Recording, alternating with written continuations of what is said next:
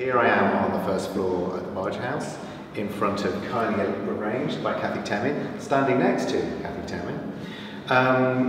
Kathy is a very well-known Australian artist. The first time I became aware of her work was probably, I don't know, 10, 12 years ago, and in that way, as a curator, you start seeing names and they start recurring, and I thought, this is an interesting artist. I've seen her work in 2 or 3 different contexts now, and I assumed that she was an English artist. And then also in that way, that quite often happens as a curator, you suddenly stop seeing those names, and I thought, oh, where's that artist that was around for a couple of years? I didn't actually realise that Kathy was an Australian artist, and I think that sort of cross-cultural identity is quite important to Kathy, and is quite important in terms of this show, because I think we all have increasingly the same reference points across the world. But it's when those reference points are overlaid that you get sort of interesting patterns and interference. Kathy, maybe we should start talking about the work. I mean, there are 2 related pieces here, but this is the earlier piece. Maybe tell me a little bit. So this work is called Kindly Arranged, and it was originally commissioned for an exhibition called Art, Music, Rock, Pop and Techno at the MCA in Sydney in 2001. And I did a project at that time called My Kylie Collection, which was a teenage girl's bedroom with all of my collection of Kylie material. And I used that source material to make these felt pictures where, you know, there's different references here. One is when you take away the image of Kylie, you get a whole lot of, where you take away the real image of Kylie, you make her into a silhouette. There's a lot of references to images of women from the 50s, 60s and 70s. So it's a recycling of images of women from popular culture. And that's what interested me. As well as my own reference to memory and history of remembering where I was, or the moments in my own history in relationship to her music or my own collecting. So, and there's a lot of kind of Kylie as Barbie and fuzzy felt childhood games and activities, which is the reference to why I've made it in felt. And you know, it's part of a bigger project looking at recycling of images in popular culture, and how memory and popular culture and memory kind of tie in together. I also think it's interesting actually talking about materials, because you work with materials that to some extent are, you describe the fuzzy felt and the sort of the plastic palm tree, and they're kind of abject materials in a weird way, because to some extent you're working on a massive scale, but still with these materials which aren't the sort of masculine sculptural materials of rock and marble, or even welded steel or whatever. Is that important to your work, that you use those materials? Well, the recent work for my monument works are very large, and they are like literally forests made out of synthetic fir trees, or they're gardens, and the materiality is always important. I suppose part of the synthetic fir materiality is about the comfort and protection, reference to soft toy imagery, and how you have all of that emotional content in the material that the material evokes, but you make it into something else. So there's all that references, but now I'm making large-scale sculpture that references minimalism and abstraction, or minimal art, and it feminizes it. Like there's a deliberate handmade aspect of the work, and I combine it with things that don't normally go together. So you get different readings. This is a more literal work, and it's an earlier work. So the work has clearly changed, but the focus on identity and cultural identity is still there. And when I've lived overseas, my reference to cultural identity, my reference is to my identities in Australia. And when I live in Australia, my reference to my cultural identity is as a child of a Holocaust survivor. So they were quite extreme different references.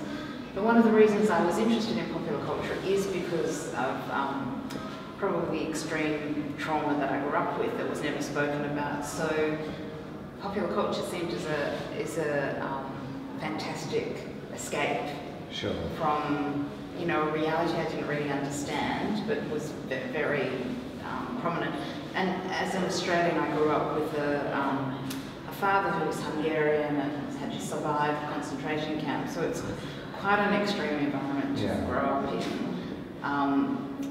And as a child growing up in Australia, you kind of feed from your environment. Sure, and you also escape from it as well. I mean, what's quite interesting is Kylie, I always think, especially in a British context, is a real figure of escapism for the Brits, because we grew up with Kylie in Neighbours, and you know, you would look at the weather we have today is pouring down outside the barge house at the moment, and we would look at Ramsay Street and, you know, perma sunshine, and that would be good. And then suddenly Kylie grows up and is a pop star, and to some extent she became adopted by the British and actually strangely adopted possibly by an outsider audience first, as a sort of interesting kitsch figure, but then also increasingly as a sort of national treasure, which is odd because she is Australian. And one of the next pieces we're going to talk about are these Kylie auditions. And London is an international city. The people that are taking part in the auditions are a very mixed and diverse group of people. Perhaps we could go over... Sure. Can I just say something before we go Of course. One is that my father actually came to Australia because of the sense of freedom. Yeah. And it was the furthest place away from Europe, or Eastern Europe. And so I think Kylie does represent the exact opposite of for all the reasons that he came to Australia. You know, I think Kylie represents the freedom and excess and escapism. And I suppose in England, she represents that for different reasons. So I think it's interesting. And being a fan I'm clearly a fan of Kylie's music, and we're the same age, but it's not actually about Kylie, it's about a whole different way that you can read or reference material that's out in popular culture, and how you create your own identity through that, which is what the auditions really do. When I had the Australia Council residency, which was on Commercial Road, I was staying on Commercial Road, and I actually decided to do auditions, use the studio as a space for auditions. Quite a few years beforehand, I had been at the Australia Council residency on PS1, and I'd done a series of auditions of people being a koala bear. And one of the reasons I did that is because we're identified as a country, you know, in these studios. And I started to think about cultural identity and how people reference Australia without knowing very much about Australia.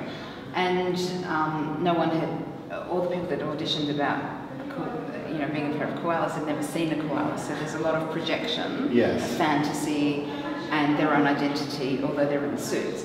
When I did these auditions, I wanted people to sing a Kylie Minogue song.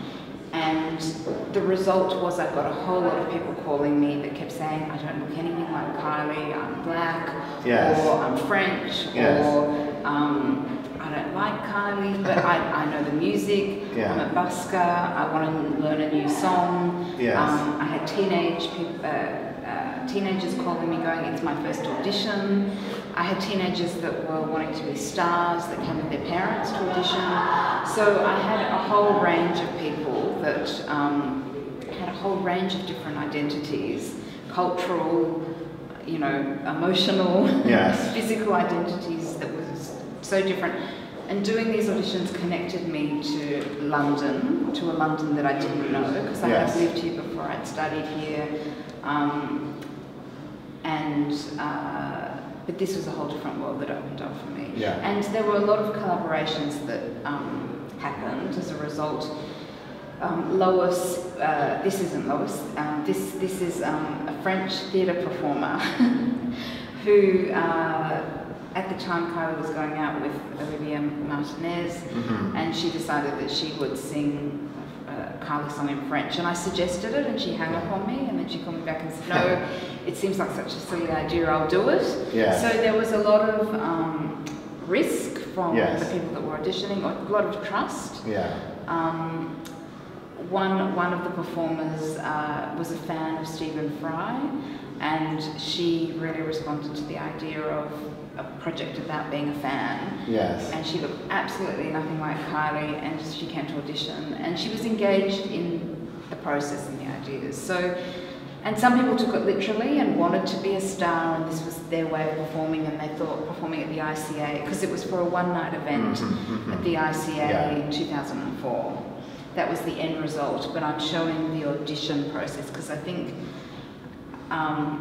the auditions is a lot more expansive than the end result. And how do you feel, this is probably an impossible question to answer, but works of art have a trajectory, a history and a trajectory, and this work, even though it's reasonably recent, it already feels of a moment. Does it feel odd to you that we're revisiting this work in 2012 in London? Yeah, it does. It feels strange. Also because I'm not making, my work is very different. Yeah. And I feel like this feels like part of my past. But it does feel, this is what I did while I was in London, and this show is about, you know, this is a kind of reference to the time that I was in London, this show. It's interesting when you were setting this up and you were looking at the people, you were giving me background information, whether I wanted it or not, about the performance. And it was almost like you were looking back at your own history a little bit and going, oh, I remember that day when that person came in and suddenly did this and came out with this amazing voice which I wasn't necessarily expecting, and that person knew such and such. So it seems to be tied to a sort of, you know, moment in time for you as well. Well, it is, but that's what I'm also talking about in terms of popular culture and popular cultural memory, is that this was actually at a time where the X Factor, English Idol, they're still with us, I'm afraid. It is still with us, but at the time it was at the beginning of that, and so and that's why so many people did audition, because they related to that concept, and a lot of them wanted to be famous, or they hadn't been accepted into one of them had tried to get into Fame Academy. And so this kind of filled a space that was relevant in that moment. It does feel old work for me. But it's part of my history. Sure. So, and if I in a weird way, it's part of all of our history, because as soon as you mention X Factor, I mean, it's to some extent changed the way we consume culture, for better or ill. My connection with this project was the more removed it became from the real Kylie, of course, the more interesting it became for me, because it was about a dialogue with other people's identity and what they brought to the project.